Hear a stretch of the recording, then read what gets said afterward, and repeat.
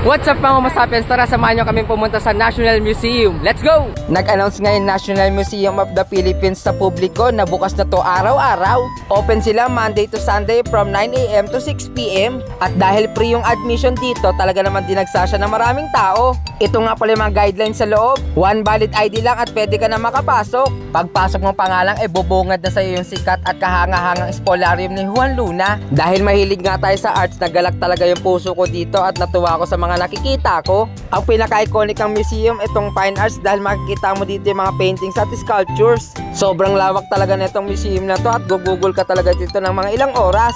Makikita mo rin pala dito yung iba't ibang medium na ginamit nila sa pagpipinta. Matututunan mo rin pala dito yung iba't ibang uri ng art style from old to modern. At isa nga sa kinagandahan na itong museum ay naka-aircon sila. Tunay ngang kahanga-hanga tong lugar na to. Umakyat na nga pala kami sa taas para makita yung mga modern art. Makikita mo rin pala dito yung mga sikat na pintor at yung mga unknown artist. Makikilala mo rin pala dito yung ibang tanyag na pintor gaya na Fernando Amorsolo, Cesar Legazpi, Napoleon Abueva, Hernando R. Ocampo at marami pang iba. Sila nga ay pinarangalan bilang isang pambansang alagad ng sining. Makikita mo rin dito yung mga bantayog ng mga bayani.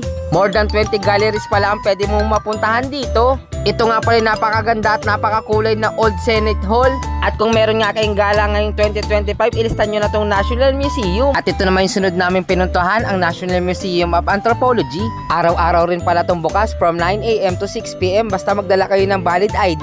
Ang National Museum of Anthropology ay nakapokus sa human societies, cultures at development. Dito mo nga rin matututunan kung paano namuhay yung mga sinaunang tao. Bali meron pala tong 10 galleries to explore at hanggang 5th floor siya. Nag-elevator na lang kami pataas para sa hagdan na lang kami mamaya bababa. Sa gallery na to ay pinakita kung paano gawin yung mga palayok at kung paano to nakatulong sa pamumuhay nila. Pinapakita rin pala dito kung gaano kahalaga ang palay in terms of Filipino culture. Dito mo nga rin makikita kung paano nag-adapt yung mga sinaunang tao sa ating bansa. Malalaman mo rin dito kung ano yung Homo habilis, Homo erectus at Homo sapiens. Tunay ngang kahanga-hanga yung museum na to.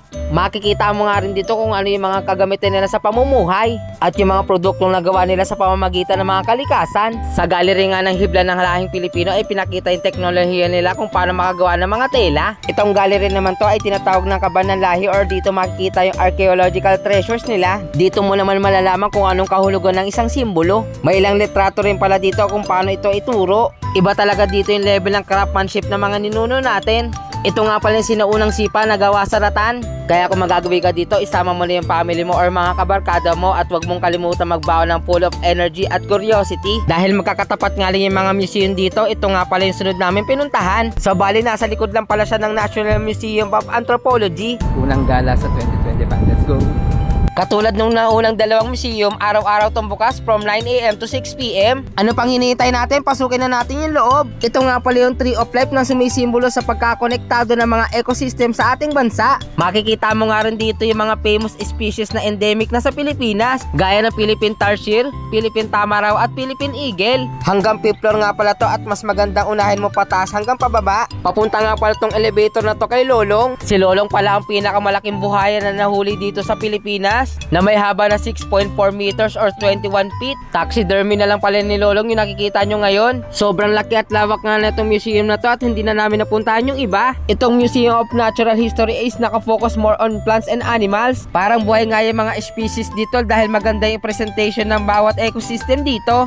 Parang pumunta ka na rin pala dito ng Manila Zoo dahil iba't ibang hayop ang makikita mo dito. At habang pinagmamasdan mo nga to, pwede mong basahin yung mga brief history nila. Ito nga pala yung Philippine Rafflesia. Pagkatapos naman nun ay pumunta kami sa mga wild animals. Akala ko nga dinosaur to, ayun pala buto ng baka. At ito naman yung buto ng Marinduque sperm whale na may haba ng 43.5 feet. At ito naman sa Megalodon. At ayun lang, maraming salamat sa panonood.